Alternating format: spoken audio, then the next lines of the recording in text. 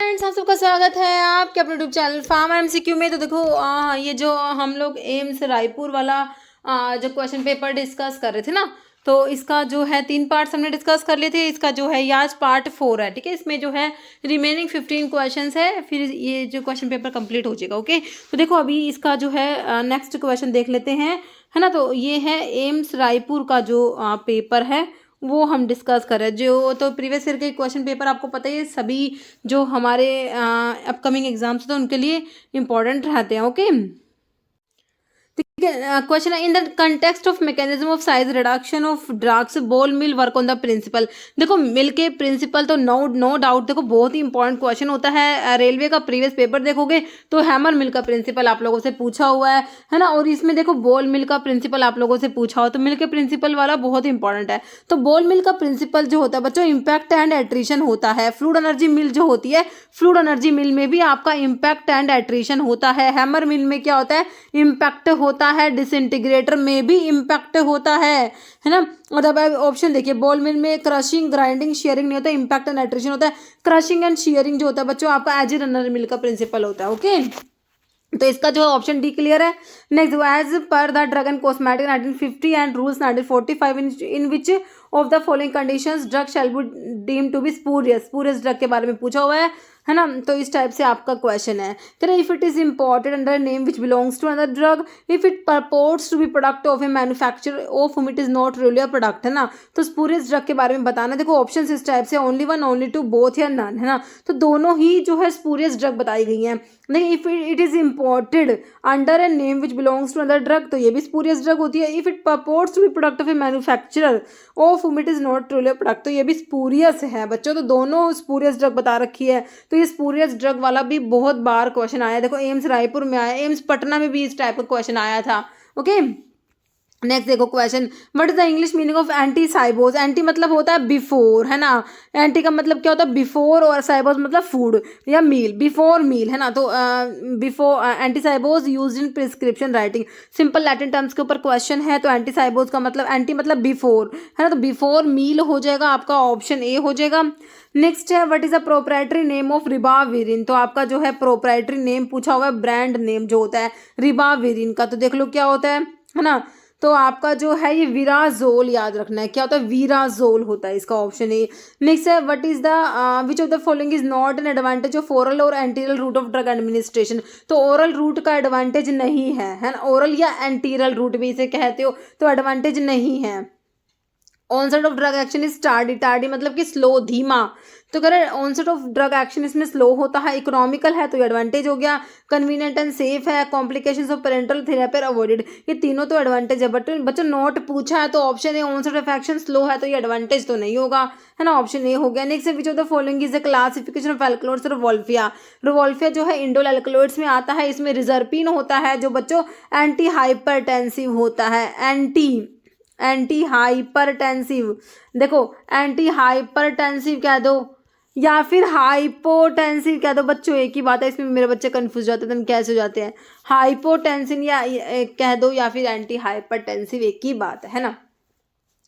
तो कह रहे क्लासिफिकेशन ऑफ इसमें कौन से टाइप के अल्कलॉइड है। तो कोई इंडोल अल्कलॉइड पढ़ते हो आप रिवोल्फिया में, तो इंडोल है। ये सूडो इंडोक्साइल अल्कलॉइड भी इसमें प्रेजेंट होते हैं बच्चों, तो इसमें दोनों है, तो ऑप्शन सी हो जाएगा, बोथ। ओके, नेक्स्ट है, a person with which blood group can give blood to all person. तो देखिए ओ जो होता है ब्लड ग्रुप, आप यूनिवर्सल डोनर पढ़ते हो, सभी को दे देगा, लेकिन लेगा किससे, सिर्फ ओ वाले से ले सकता है। ए भी यूनिवर्सल एक्सेप्टर होता है, यूनिवर्सल रिसीवर जिसे कहा जाता है। ओके, तो आपका जो है इसका आंसर ऑप्शन डी हो गया।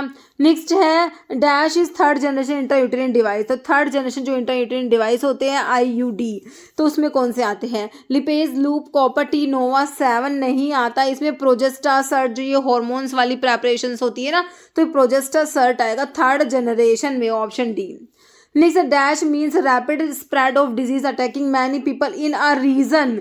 एक ही रीजन में बहुत सारे मैनी पीपल को अटैक कर रही है डिजीज, है ना। तो ये it is in a very short period of time, तो इसे क्या कहोगे, पैंडेमिक। पैंडेमिक का मतलब होता है कि भाई मल्टीपल कंट्रीज और कॉन्टिनेंट में जो स्प्रेड हो जाते हैं डिजीज, दैट इज पैंडेमिक। और ये आपका जो है एक रीजन में जो है attacking many people in a region in a very short period of time, तो ये एपिडेमिक होगा। ओके, नेक्स्ट है dash is animal surgical fibre. Animal fibre में देखो कौन सा आएगा, हेम्प, जूट, कॉटन, ये तो प्लांट फाइबर है। एनिमल में आपका सिल्क फाइबर आ जाएगा, ऑप्शन डी आ जाएगा। एनिमल सर्जिकल फाइबर में सिल्क आ जाएगा। देखो एनिमल फाइबर में सिल्क और वूल आता है, प्लांट फाइबर में जूट, कॉटन, ये hemp, flax, banana. Mineral fibre में ग्लास, एस्बेस्टोस आ जाएगा। रिजेनरेटेड एंड सिंथेटिक फाइबर में nylon, terylene, orlon. Okay, next in the context of packaging of pharmaceuticals which of the following is not a quality of ideal rubber closure. Ideal rubber closure का quality नहीं है, not ध्यान से पढ़ा करो। It should withstand the sterilization temperature, बिल्कुल सही है। It should migrate any additive to preparation. देखो अगर ये प्रेपरेशंस में कोई भी एडिटिव को माइग्रेट कर रहा है तो काहे ये मतलब कि कैसे ही आइडियल होगा, है ना। तो नोट में तो ऑप्शन बी ही हो गया भाई, कोई भी अपना एडिटिव तो माइग्रेट नहीं होना चाहिए ना इसका प्रेपरेशंस में। फिर it should be compatible with the preparations contain the container, बिल्कुल सही बात है भाई, कंपैटिबल होना चाहिए प्रेपरेशंस के साथ में। It should provide air tight closing to the container, तो ये भी सही है। तो नोट में बच्चों ऑप्शन बी करेक्ट हो गया आपका। नेक्स्ट देखो, which section of drug and magic remedies act जो है ऑब्जेक्शनेबल एडवर्टीजमेंट एक्ट भी से कहा गया है, 1954 का है। तो कह रहे हैं विच सेक्शन का कौन सा section is related with prohibition of misleading advertisement related to the act. Section 4, 12, 10 या 8, तो सेक्शन 4 है इसका, ऑप्शन क्या हो जाएगा ए। तो which of the following statement is not correct regarding nitrazepam के बारे में कौन सी बात सही नहीं है। देखो it is yellow crystalline powder, its usual oral dose is 5 to 10 mg daily, its proprietary name is somnite, oral suspension is not one of its pharmaceutical preparations। तो कह रहे नॉट करेक्ट है, कौन सा सही नहीं है, तो ऑप्शन डी वाला oral suspension is not one of its pharmaceutical preparation, इसको छोड़ के बाकी तीनों बातें करेक्ट हैं। Next, arrange the following step involved in the procedure for gravimetric determination of nickel in steel from first to last। okay? तो देखो आपको ये जो ग्रेविमेट्रिक डिटर्मिनेशन है कौन से जो है मेटल निकल का, है ना, तो उसमें स्टेप्स दिए गए हैं, तो आपने बताना है। जैसे स्टेप्स देखो PQRS 4 स्टेप है, तो आपने बताना है भाई फर्स्ट से लास्ट में कैसे अरेंज करोगे।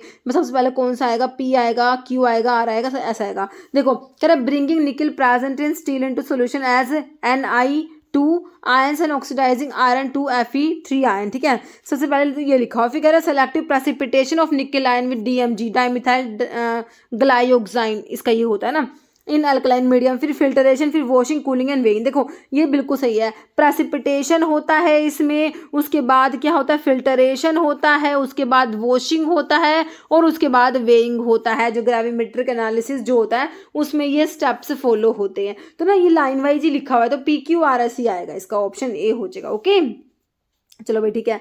नेक्स्ट क्या है, what is the molecular formula of glucose का मुलिकुलर फॉर्मूला बच्चों क्या होता है, सिंपल है। हमने देखा है कि ग्लूकोज जो है मोनोसेकेराइड में आता है आपका ग्लूकोज, मैनोज, गैलेक्टोज, तो इनके लिए C6H12O6 हमने पढ़ा है, तो जो कि ऑप्शन ए में ही दे रखा है। ओके बच्चों, तो ये C6H12O6 आप लोगों का ऑप्शन नहीं आ जाएगा। ठीक है, तो इसमें जो है फार्मेसी के 75 ही क्वेश्चन है, बाकी 25 क्वेश्चन जनरल के थे, जो हम अपकमिंग वीडियोज में उनको भी डिस्कस कर लेंगे अगर आप लोग कहेंगे तो। ओके, तो इस वीडियो में इतना ही। और देखो बच्चों अभी जो है फार्मा एमसीक्यू मोबाइल एप्लीकेशन को भी आप डाउनलोड कर सकते हो, अगर आपने डाउनलोड नहीं करा तो ऐप को डाउनलोड कर लेना।